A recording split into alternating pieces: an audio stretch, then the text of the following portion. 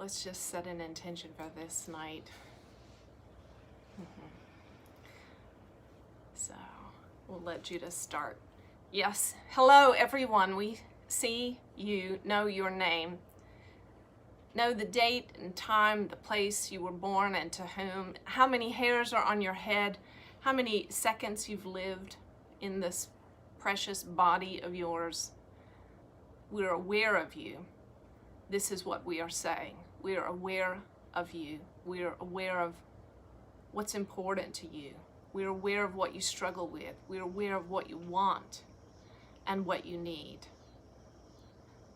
And we even know and understand you better than you know yourself. And this is the grace of this mystery that you call consciousness or God, a space held in which all knowledge, all wisdom, all love and joy reside for you. So here you are, and there are things on your mind, there are things on your heart that are important to you. And here we are, reaching from beyond the veil, from the unseen to you, unseen realm, in order to meet you in this moment. So open your heart, open your mind, open your body. Know that you are safe. Everyone within the sound of our voice now is safe. You are held in love and non-judgment and respect here. And so hear what we have to say from our higher perspective, a perspective that sees and knows and understands all things, and understand that it is flowing through a human vessel, and also through her human filters and yours as well. And so sift and sort, sift and sort, sift and sort, and find what rings true for you, what feels like a drink of water in the desert of your own experience. Find what seems like nourishment for you at this mile of your journey and take it in. Take it in. Good. Wonderful.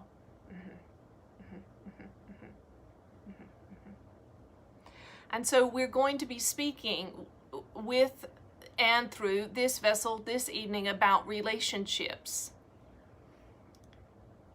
You are relating with all manner of things at all times. You have a relationship with yourself. You have a relationship with nature. You have a relationship with inanimate objects and with other persons. You have relationships with people who embody souls, and also souls who no longer embody a body, who have passed on. And so you are constantly relating to all manner of things. And this relationship of life is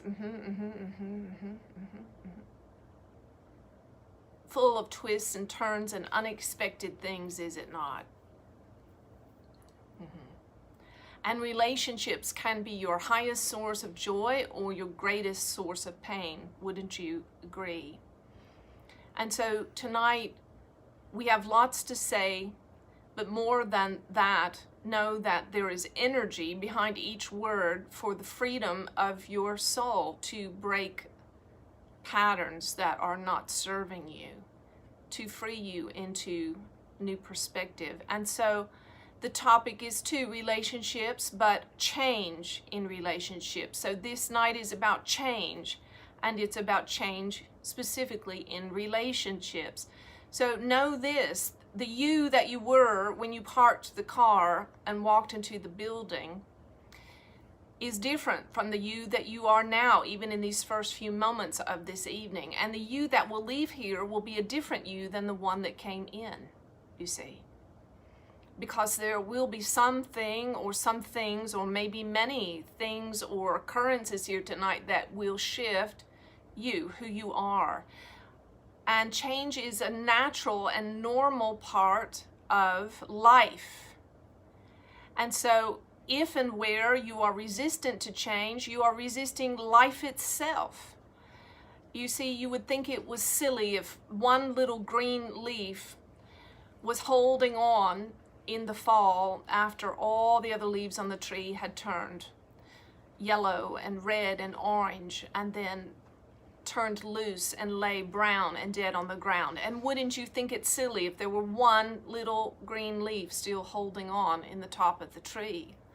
And so why would you be that one silly little green leaf still holding on to something?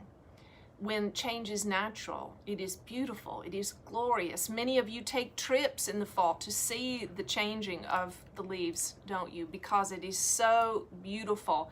And no one drives down the parkway looking at the beauty of the colors of the trees and says, oh, isn't that sad? Isn't it sad, sad, sad? I want to stop and cry here for a while because these leaves are dying. They're going to be dead shortly. No one says that. How silly. Of course not.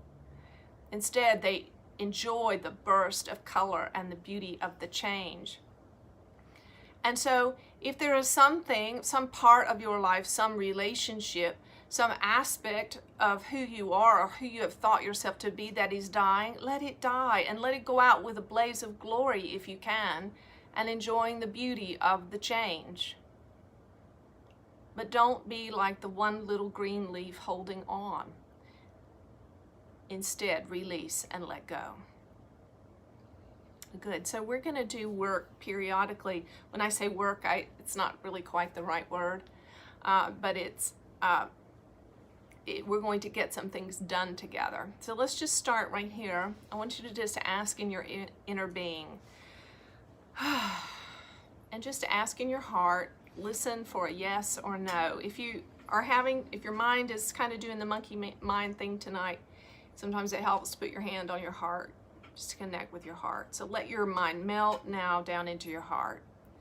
And so could you let go of wanting and needing things to stay the same?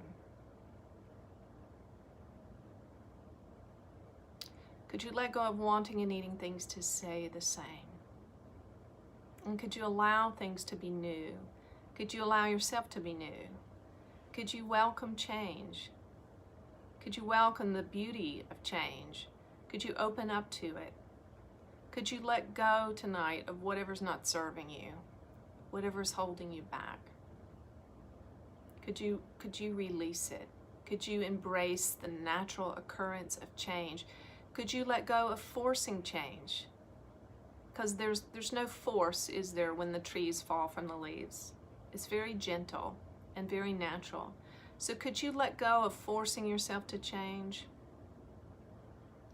Could you let go of even wanting and needing to make the change happen in you? Could you let go of that? And could you let yourself just be what you are? Just be what you are and let life do what it does in you to shift and to change you so ever so naturally. And could you welcome the assistance of angels tonight and of source, of spirit, to release from you anything that's not serving you well? Could you release everything that's of fear? Could you release fear? Could you release everything that's not your highest and best good?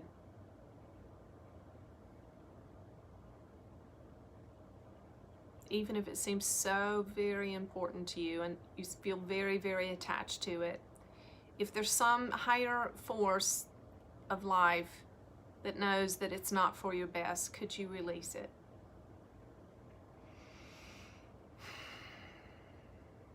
Good, good. Good beginning. Very good. So tonight we're going to be channeling and chatting about the courage to change our relationships. Specifically, how do we bring consciousness when we're in a journey of kind of waking up to different things about ourselves, about the nature of life, about the nature of reality, seeing things, maybe different beliefs or things we've bought into in life that haven't served us. when we're in awakening process, how do we navigate how that impacts our relationships? Does that sound like anything anybody might be experiencing or need help with? Okay. So we're going to talk about how to shift and expand at how you relate to others as you're growing in consciousness, how to free yourself from pain, from hurt and fearful feelings as you're undergoing this awakening process. I know there's got to be somebody out there that's doing this sort of deep dive into the work of the soul, that's just having a great time and enjoying it, and it feels like a vacation for them. It just hasn't been me. So if you meet them, please hook me up. We're going to talk about how to be true to your higher self in challenging relationships, how to stretch beyond the conditioned, limited perspectives that we have about relationships, and we're going to kind of undo some lies about relationships. And we're going to talk about how to use relationships to actually dissolve the bad karma that we're all longing to get rid of and to begin to evolve spiritually. So I want to encourage you that if you feel any emotion coming up during tonight, that's very, very normal. So a lot of times people apologize that they immediately start crying. Don't feel bad, just let the emotion come. Emotion is energy in motion. That's where we get the term. And so when emotion is coming up, that's a beautiful sign that you're actually getting free. Because what doesn't work is talking about stuff, right? Maybe some of you have had that experience. Maybe you've been to a really great counselor 15, 20 years or a year or two or whatever, maybe spent tens of thousands of dollars, and you still don't feel better. And so talking won't set us free. What sets us free is feeling the energy of our feelings and then releasing it from out of our physical person so that it's gone and expelled. So feel free to feel all your emotions. I don't even care if you wail. That's fine. There have been people that have been through things with me. So we'll be here for you, and there's absolutely no judgment here, and there's tissues around here too. All right. So let's talk about, I'm just going to review quickly some things from last week. And if you didn't see last week and anything from tonight's really hitting this right spot for you, please go back and watch last week. But I'm going to quickly review 3 things from that. One of the difficulties we have in our relationships, or having the relationships we want, is we can have a subconscious belief that change is hard, right? It's deeply buried. We're going to talk about the iceberg, right? So this is what's under the water, the big iceberg we can't see. We have somewhere this belief inside. Change is hard. I can't do it. I've invested 30 years in this relationship. I can't give it up now. It's too hard. Or whatever the ideas we have about change being hard. So if you know that, if that's one that's popping up for you, then later tonight we're just going to clear that, okay? So you can say mantras like, change is easy. I can make this change. But you're probably not going to be able to say it enough 1 zillion million times to undermine the hurt from whatever the original wound was that caused you to believe that relationships are hard. So it takes a real miracle of angels. And I'm going to talk about that in a couple of minutes about how angels can help us and get involved and make this work easier for us. Another problem that we can have in relationships is we make what I'll call inner vows. So this happens usually when we're young, and we're usually not aware of them until we hear a teaching like this. So an inner vow that is like 2 train tracks that your life will run on. Your life is the train, the inner vow is the train tracks, and you literally will not be able to get off of those tracks until you address the inner vow. So you really need angels to actually switch the tracks for you. You need God to really intervene. So an inner vow looks like this. Let's say maybe when you were young, you became aware that your dad had an affair. So maybe you then saw your mom grieving and hurt and in terrible pain over it. So as a little girl, little boy, you might have made a promise inside your heart, I'll never let that happen to me. Men are all cheats. And that's not going to happen to me. And so we make a promise in a childlike state of hurt and wounding and trauma. And our subconscious, our body never forgets that vow, even though we forget it, on the mental level. And so the way that will play out then is as you grow up and you begin having romantic relationships and coming of age, you will attract men that are cheats. Or you will become the cheat. So there is a little phrase that you can remember that will help you remember this principle. You either reap it in a mate or become the thing you hate.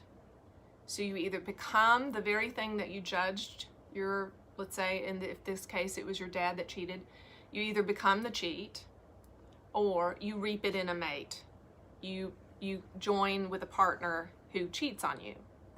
So these kind of intervals can apply to millions of different things. Like maybe when you were little, your mom was extremely overweight. Maybe she was obese. And maybe you felt a lot of hurt and shame around that, right? And so you maybe judged her. You don't remember it now, but you can assume by the fruit of your life now that you judged her for that. And you said, I'll never be like that. I will never be like that. And so then you either reap it in a mate or become the thing you hate. Okay, so inner vows will defile the people we're in relationship with.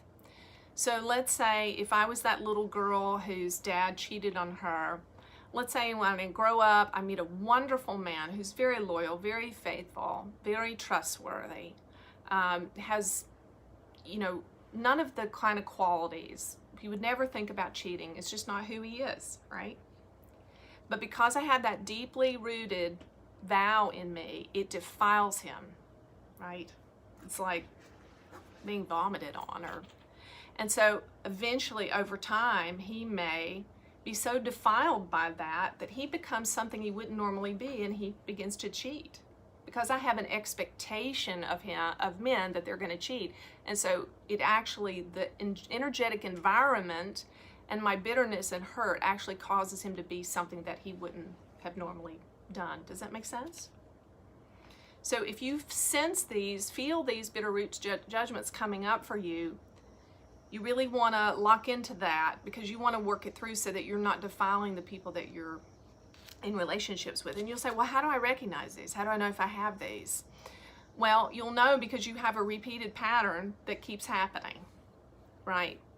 And so you can switch partners as many times as you want, or locations or whatever, and this pattern will come back at you again. And so usually these inner vows sound like statements like I always or I never. So if you sit with your heart for a little bit, they usually will come to you pretty quickly. Right? Like I'll never get married. That can be a vow, right? If maybe your parents went through a really painful breakup with when you were little. So maybe you don't even remember this, but you might have made a vow. I'll never get married. Okay. So, and the third thing that's a review from last week is another challenge that we can run up on in relationships is when we have a bad case of the if-onlys. And this is where we can kind of have this immature, kind of childlike thinking. We might not even recognize it in ourselves. Well, where we'll say, well, if only he would just be on a spiritual path with me, or if only she would stop smoking, or if only he would stop drinking, or if only. And a lot of times, especially as women, I can't speak for guys because I've never had a guy experience that I remember, but it would sound like this, well, if only I could love him better. If only I could just make the right thing for dinner. If only I could just have the house peaceful and quiet when he comes home. Or if only I couldn't just do that one freaking thing that I always do that triggers him. If only. But the truth is, people do what they do. Right? Mantra. Let's say it together. People do what they do. People do what they do. And they change when they want to change. And so it's really a deception of the ego that makes us think that we're somehow responsible for other people, because we're not. And they're going to do what they do, and we may or may not be able to impact that. So know that change is inevitable in every relationship. Even if you're in a long-term relationship, 30, 40, 50 years, you're going to be married to not the same person. That person that you're married to for 30, 40, 50 years is going to change. Who they are today, they might be somebody completely different 5 years from now, or 10 years from now, or 20 years from now, right? And so there's no way around change. It's a gift. So this week, when I was working with Judah, I saw a big, huge boulder, and I saw this boulder was called karma, right? And I hear this from different people. They'll say, but my spiritual guide told me that in my past life this happened to me, and I just can't get past this karma, right? I hear that. Or maybe we don't even believe in past lives, but we just think there's just this thing that keeps happening to us over and over and over, and it just won't seem to stop happening. Well, so one of the things that I see, so I obviously my work is in the spiritual realm, right? Which sometimes I think of as a circus in some sorts. So we tend to think that, well, if I just would be more kind, or if I would just give more money to charity, or if I would just meditate more, or pray more, or read the Bible more, whatever we think is going to move this bad thing, this bad yuck thing that keeps happening or is happening to us. So, but that's not it. Judah showed me a lever. So you can't move the boulder, right? It's too big. Judah showed me a lever under the boulder. And guess what Judah said the lever is? It's relationships. Relationships are the primary tool that we have to grow. And, you know, do you guys remember that second grade lesson called Simple Tools? I was a second grade teacher once, so I remember it. Levers, pulleys, and what was the other one? Fulcrums. You remember that? You remember learning that you can't move a big, huge boulder by yourself, but you could use a lever to move it, couldn't you? So relationships are what really help us clear this karma, and they're the most effective tool for our growth. But here's the caveat. If we're unconscious in relationships, all we do is create more karma. We just make more of it. We make more shit. We just pile more shit on the shit that's already there. So if we're unconscious, we don't even realize that we're just making more karma. If we're conscious, though, we can use it as the lever to remove what's not serving us anymore, what's hurting us, what we don't want anymore. You know, one of the big boulders for my kids and my family is poverty. That's a big one. So I can use everything going on in my life and in my relationships with them as a lever to remove that, because I want to be the mom. I want to be the one where the buck stops here. I don't want anybody else in my family line or in my soul family to suffer from poverty anymore. So I use my experience and my relationship with my kids and my family to move that boulder. Maybe for some of you, it's cancer. Maybe you have a whole lineage of cancer in your family. Maybe part of your purpose and why you decided to be born into this family is to stop it permanently, right? So with karma, you can't deal with karma by going to a medium or somebody like me. Like, there are times where Judah shows me things that happened to people in their past lives. But you have to know that that's not going to set you free from it. What's going to set you free is by working on it right now, within the context of the relationship that you've been given. And so you can have all the information you want about your past lives, but it's not going to make a difference until you make the change in this current reality that you're experiencing. So if you're unconscious in relationships, you're going to create more crap. If you're conscious in relationships, that's your kryptonite. That's your karma kryptonite. And it will clear this stuff. So one of the temptations we can have as we're awakening and on a spiritual path and we're beginning to grow, we may want to opt out of a relationship, one or more, several, right? Thinking that that's going to put an end to our suffering. I'm changing, you're not, I'm out of here. Sometimes that's true. Sometimes you have to go your own way and move forward in your spiritual life. But sometimes that could be your ego at work, and it could be just giving your ego a pass to get out of doing some hard work that could potentially set you free. Some relationships are a perfect storm. You know, have you ever had a situation where you divorced number one and maybe number two, and then number three came along, and doggone it if he wasn't just exactly like number one and number two, and you're like, how am I doing this? Well, you know, you're attracting that to work through the karma, that the things in yourself that you're still not willing to face. So some relationships are a perfect storm, which means they're crappy and shitty, and things are going to fly apart and come undone, and it's not going to be fun. But, you know, storms are God's way of getting rid of what's dead. Have you noticed that? Like at our house, we have these big old oak trees, and every time a big storm comes through, we lose some huge limb or two or three. So that's God's way of getting rid of what's dead. It's a very natural process. Even wildfires can be that way. It's a natural clearing and cleansing. So this is where you really have to have discernment. In my first marriage, early on, I had people say to me, people that I respected, people that were wise, people that I trusted, people that had some know-how, say, you really must get out of this relationship. He's never going to change. Were they right? Maybe. Maybe they were 100% right, but you know what? They didn't have to feed my kids. They didn't have to pay for my car insurance. They didn't have to feel the pain that I would feel or my kids felt. Did I make a mistake by not leaving way back then? Maybe, maybe not. But the bottom line is you're the only one who has to live with the consequences of your choices. Only you. That's all, right?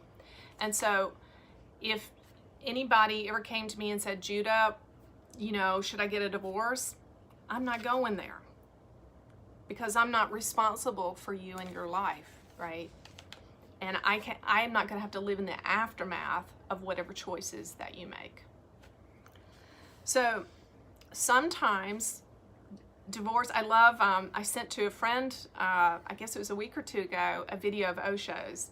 Somebody was asking, if you don't know, Osho is an enlightened being. He's ascended master now, and he was Chuck's guru when he was a very young man.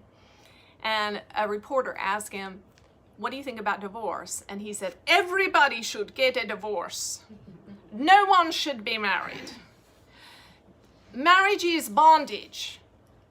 Free yourself. Everyone on the planet, get a divorce. You know, so I love that. That when I first time I heard that, it really provoked me. But there's some truth in what he's saying, right?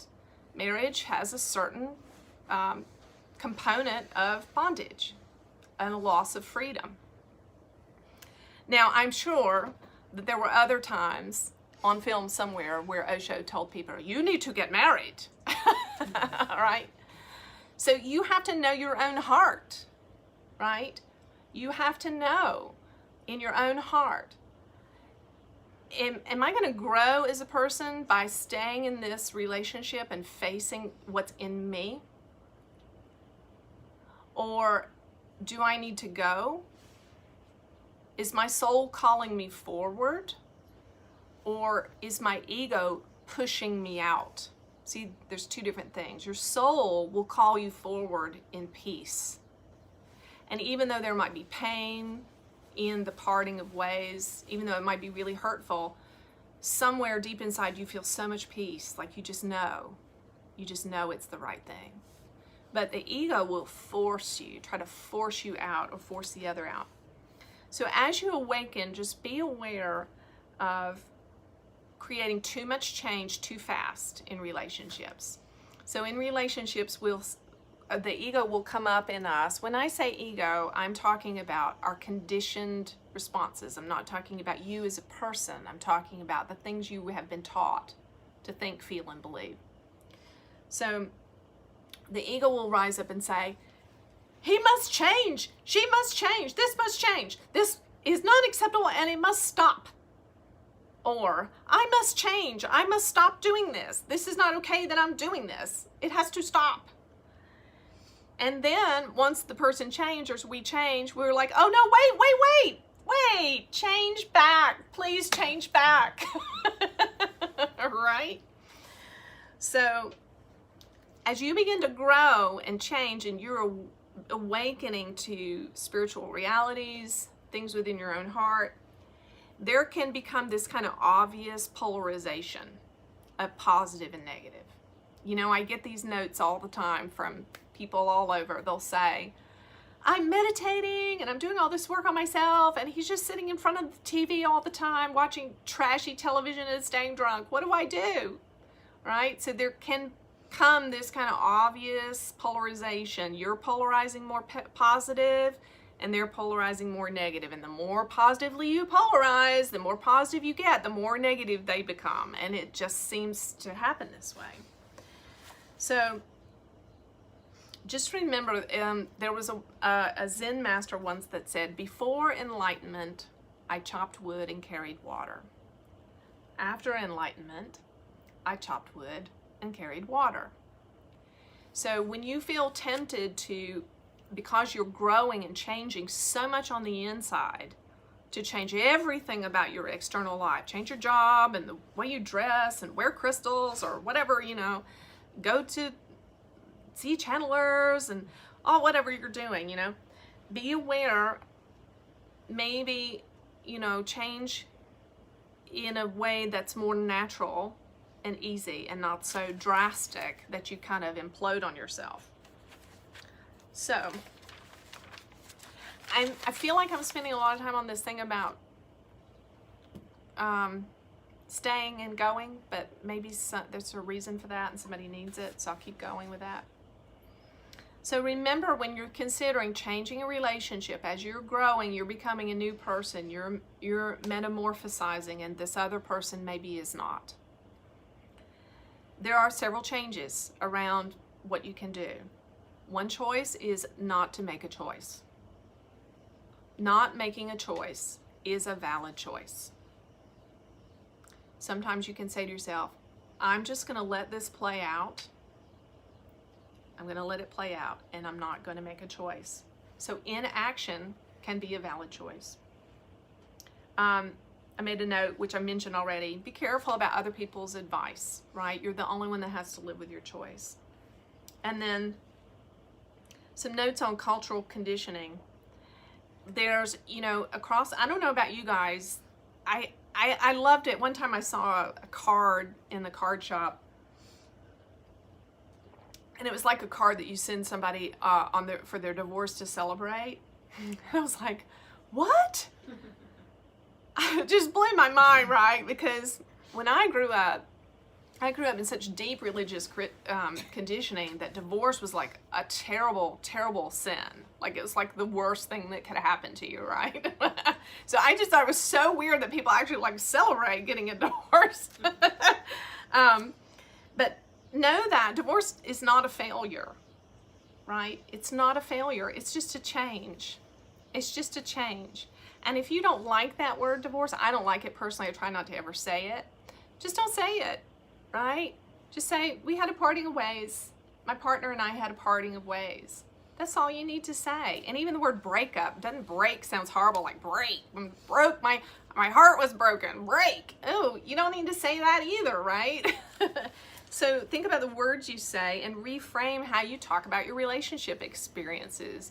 You don't have to introduce, you know, when you have that, you know, we all have those little conversations we have where we get to know each other for the first 2 or 3 minutes when we meet someone.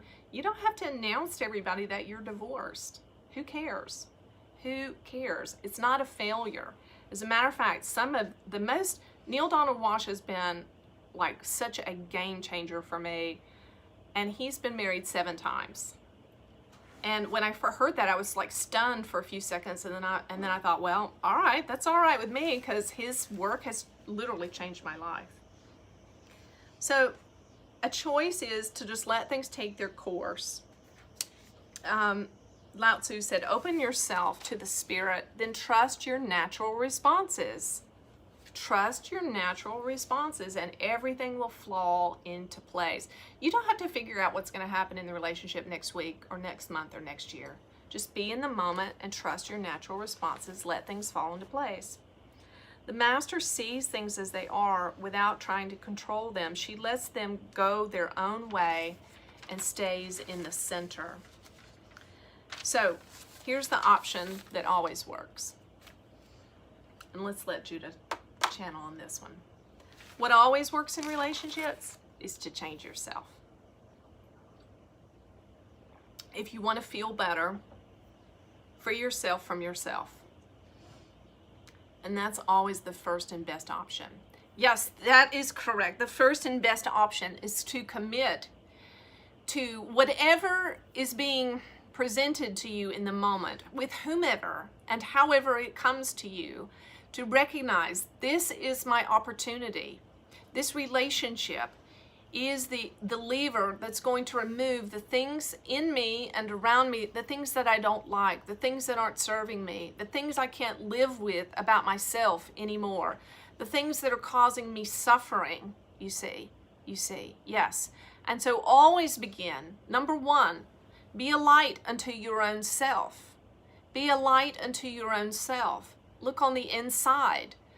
Realize that the other one is only mirroring something back to you about yourself.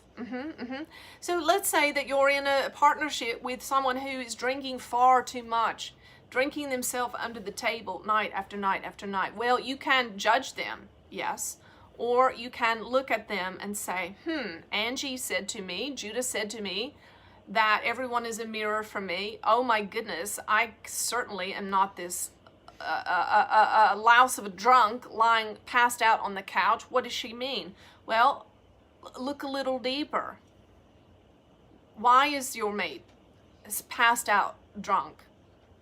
Are they overworked? Are they tired? Are they hurting inside? Are they repressing or covering up pain with alcohol, you see? And what about you? Are there ways that you are repressing pain? How are you staying drunk? How are you passing out and avoiding the hurt that you feel inside? Are you passed out? Are you unconscious, passed out, day after day after day, ignoring your own pain? Are you medicating yourself with work, with being on your phone, with sleeping long hours and just avoiding life? So we'll say to you that most of the time when you look at this one that you're in relationship, the one that's causing you so much suffering, perhaps causing themselves suffering, and you want out, and perhaps out is the way, that is okay. But look first and say, are they mirroring something to me? For instance, with this vessel, in one of her primary relationships, her partner was extremely angry, very angry, hot-tempered, and she became depressed because of this explosive anger. So you see, the truth is, if she looked in the mirror of this one, her partner, maybe it was she who wanted to get angry. Maybe she wanted to shout. Maybe she wanted to yell. Maybe she wanted to speak her mind and wanted things to change and be different. Maybe she wanted to voice her frustration and anger, but she did not. She allowed him to do it all, and instead she became depressed and stuffed hers deep into her cellular structure until she ultimately became sick, you see. So recognize the other is a mirror for you. And if you're really brave, look in the mirror. Look in the mirror. And what do you see there about yourself? And as we shared with someone in this room, even recently, when you look in a mirror, if there's a smudge on your face or a cut on your face, You don't reach up to the mirror and wipe the smudge off the mirror. That would be silly, wouldn't it? No, you reach up into your own face and tend to the cut or wipe off the smudge. And so when you're in relationship with people and they're mirroring something back to you of who you are, tend to your own vibration, tend to your own heart, love yourself, forgive yourself. Let it go, let it go, let it go. You see? Good, good, good. Any questions about any of that so far, or anything you want to hear Judah channel about that so far? Go ahead, sweetie. I have a question. Is this whole talk your way of telling me you want a divorce? No, absolutely not. I can see why you'd ask that question, but no, absolutely not. All right. Okay. So commit in whatever relationship you're in, no matter what's going on, no matter how hard it is, commit to keep the focus on yourself and your own interior life. Focus on what's going on in your body. Refocus over and over again, over and over again. Have endless patience with yourself. Be completely patient with yourself. Forgive yourself. Have compassion for yourself. You know, and make your own personal progress the number one priority of your life. Know that, feel in your body. Let's just do that now because I can see there's a lot of emotion coming up. So I want you to just tune into your body for a minute. And I want you to feel where you feel the energy. You might feel it in your heart area, your chest. You might feel it down lower, your hands, your legs. Where do you feel the energy? And does it feel like an opening, expanding energy, or does it feel like pain or contraction? Where do you feel the energy? And then when you feel it, you feel that, right now I feel a lot of tension in my chest area, so I'm guessing a lot of you are probably feeling it in your heart. Now I want you to ask with your inner voice of your own heart, I want you to ask, hurt, do you want to go? Hurt, do you want to go?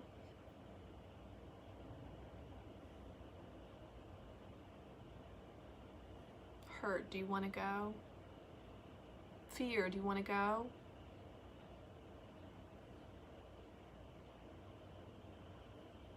Grief, do you want to go? Good, you guys are doing great work right now. I can see it on your faces. Grief, do you want to go?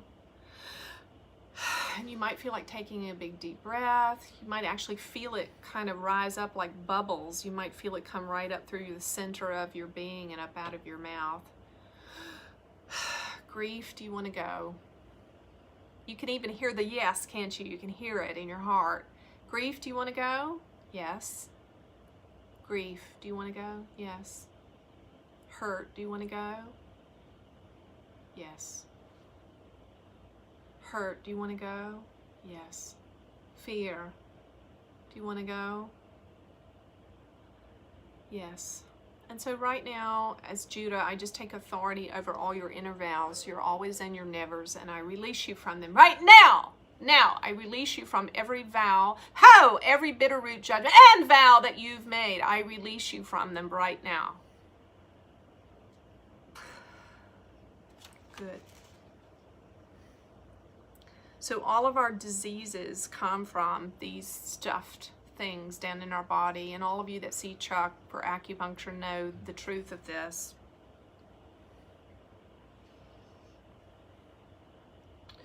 Okay, I don't want to move on yet because I still feel a lot of going on in your heart.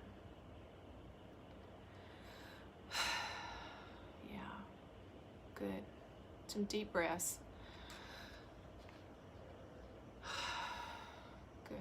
All right. So could you let go? Could you let go of the hurt? Could you let go? And could you let go of the one that you thought was the one? Could you let go? And could you let go of the idea that there's one, just one, that's right for you? Could you let go of that? And could you welcome the parting of ways if it's what's best for you? Could you welcome it? Could you welcome the sadness that comes with the parting of ways? Could you welcome it? Could you just let yourself feel sad tonight? You can actually, Judah says, you can leave your sadness right here in this room.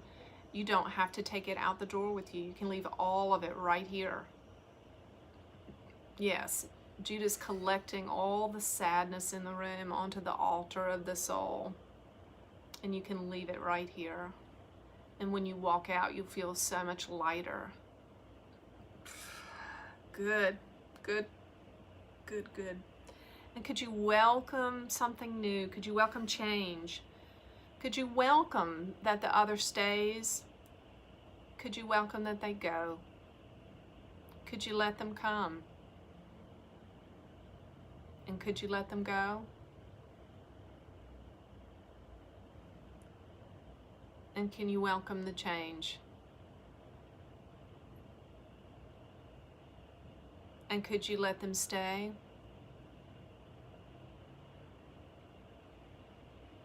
And could you let them go?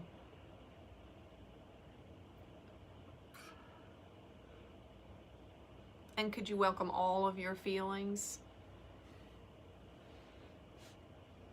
And could you welcome all of their feelings? Could you welcome all of their feelings? Could you welcome all of your feelings? And could you let all of the emotional energy, all of the feelings play out? Could you let them play out until there's nothing left of them? Could you let them all be completely spent, all of your emotions? Could you finally, all those emotions that you didn't feel when you were little, could you feel them now, right now, tonight? Could you feel them? And spin them all completely, every bit of the energy until it's completely gone.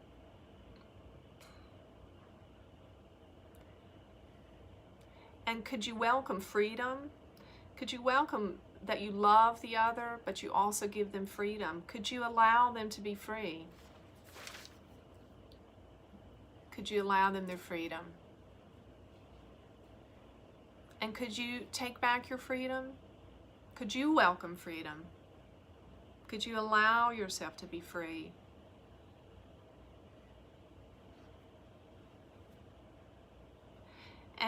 And could you allow love and freedom to exist in the same space? Could you allow yourself to love that one, but also give them their freedom? And could you welcome loving yourself and giving yourself freedom?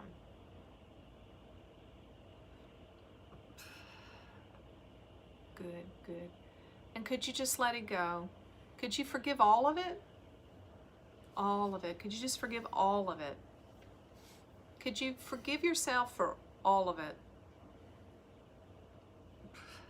All the coulda, shoulda, wouldas.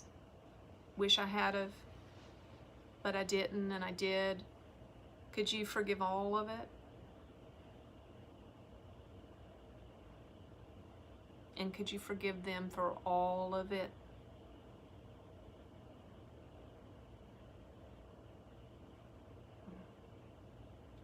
Good, good, good. So the key then in our relationships is that we are still doing our interior work. So we can change everything on the outside. We can change partners, we can change homes, we can change jobs, we can change therapists, we can change bankers, we can change how much we weigh, we can change and change and change and change. But the change on the inside is what brings the peace and the freedom.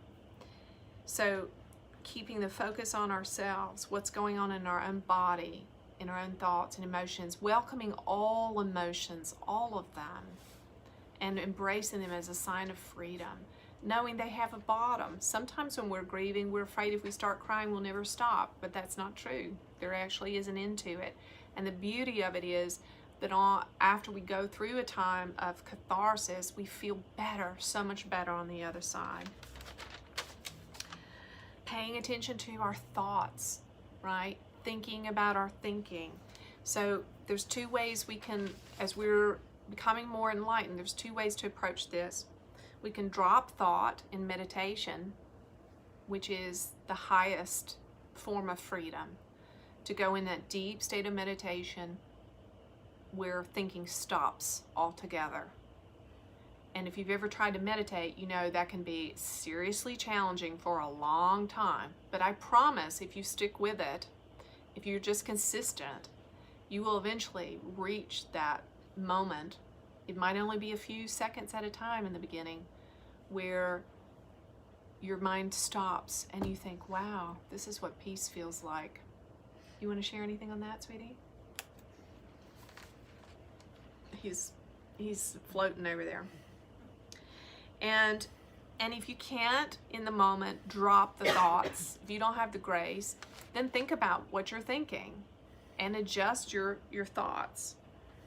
Are you judging yourself? Are you judging others? Are you collecting evidence against yourself? Are you playing the lawyer and collecting evidence against the other person? You know, we do this whole little courtroom scene in our head, right? So we play the lawyer, we collect all the evidence, list this, this is everything that he did, this is everything that I did.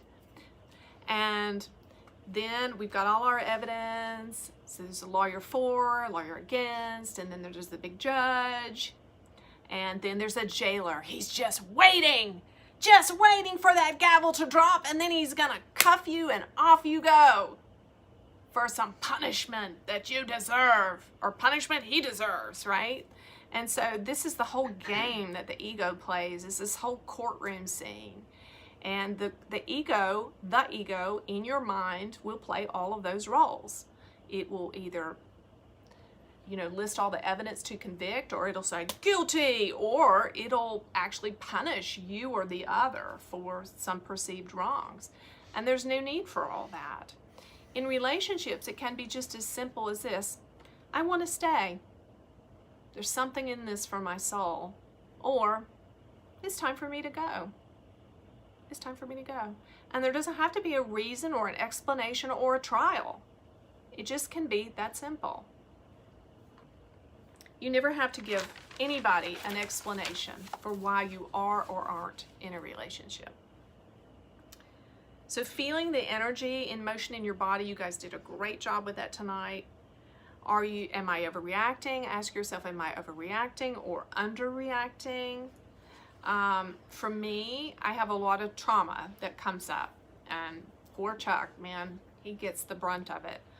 But when I start just like really overreacting in relationship to the issue at hand, the present moment issue, I know it's old stuff. It's old trauma, sometimes even past life stuff. All right, are you guys doing okay? Do you want to take a break? Should we stop? You okay? All right. Become a non-judgmental observer of yourself in relationships, of yourself and others. Just kind of observe, oh, that's him passed out. Oh, that's her being crazy. Oh, that's me being controlling. Oh, that's me wanting to punish him. You know, just observe it and don't judge it. Don't judge it. Take 100% responsibility for your part, right? Chuck taught me this. Man, he was just held my feet to the fire over and over and over. For years he's done this, and it really has been probably the primary thing, the number one thing that has set me free and brought me into this beautiful walk with Judah, is that no matter what was going on, he would not allow me to play the victim. He wouldn't allow me to blame him. Even if he was at fault in some way in the situation, he would insist that I took responsibility for my stuff, but not to blame him. So, oh, here's a great one. Maybe I'll stop with this after this one. This is one that seems to have been really present for Chuck and I lately in relationship, and it's just to talk less. Become really comfortable with silence. And the reason for it is this. Well, first of all, the culture has conditioned us that if it gets really silent, especially in a marriage or a romantic relationship, that it's over. Anybody relate to that? So if you go out to eat with your spouse and there's like zero conversation, or you're just like trying to dredge up something to talk about, you think somewhere in the back of your mind, because of conditioning and all the rom-coms that we watch, we think, oh, it's over. Okay, but that's not necessarily true. Could be, but it's not necessarily true. The ego mind thrives on talk. And so, and the reason it thrives on talk is the more you talk, the more life force energy or power is given to the ego's agenda. And so that's why a lot of times, you guys ever, has anybody in here ever done a silent retreat? Yeah?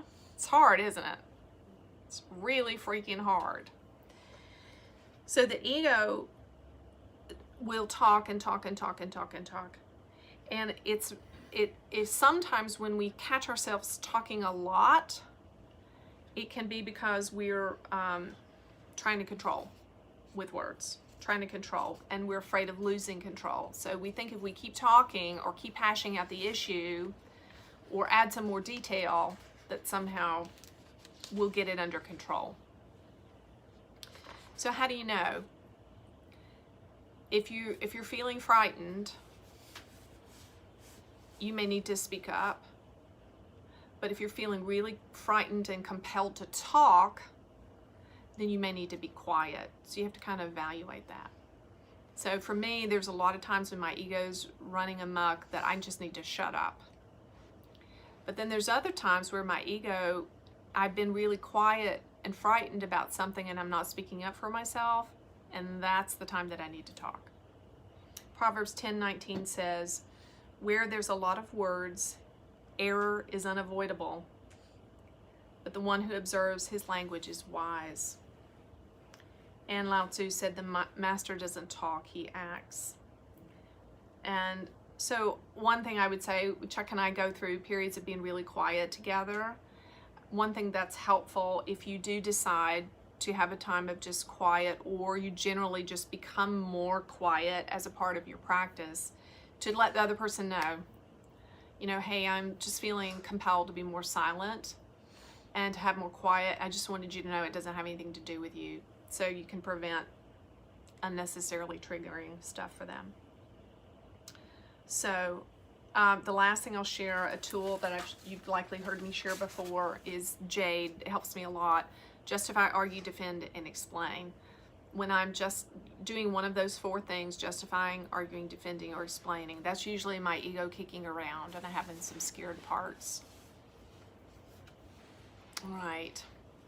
Okay, I know you guys are probably ready to move a little bit. Is there anybody that wants to ask a question for channeling? And then I want to make a time to just touch and bless and give a power energy transmission to anybody that's wanting that tonight, and that anybody that's wanting some clearings for any of the things we talked about.